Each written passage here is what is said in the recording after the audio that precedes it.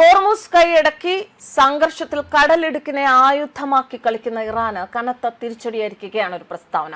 Hormuz ഇറാന്റെ സ്വത്തല്ല എന്ന് UAE. Hormuz കടലിടുക്കിൽ ഇറാൻ ബന്ധമുള്ള കപ്പലുകളെ തടയാനുള്ള US-ന്റെ നീക്കത്തിനിടെ കടലിടുക്ക് ഇറാന്റെ സ്വത്തല്ല എന്നാണ് UAE പറയുന്നത്.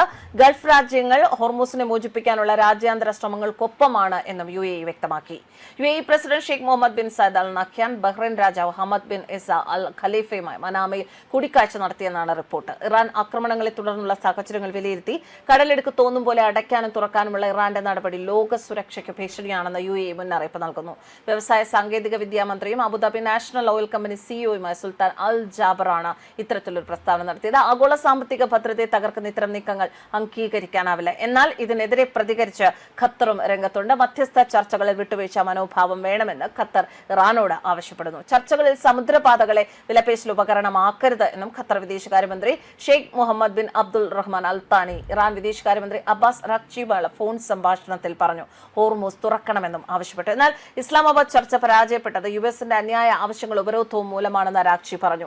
US സെൻട്രൽ കമാൻഡ് നൽകിയ അറിയിപ്പ് പ്രകാരം ഒമാൻ തീരം, ഹോർമുസ് കടലിടുക്ക് എന്നിവിടങ്ങളിലാണ് കപ്പൽ ഉപരോധമെന്ന് UK മാരിടൈം ട്രേഡ് ഓപ്പറേഷൻസ് അറിയിക്കുന്നു.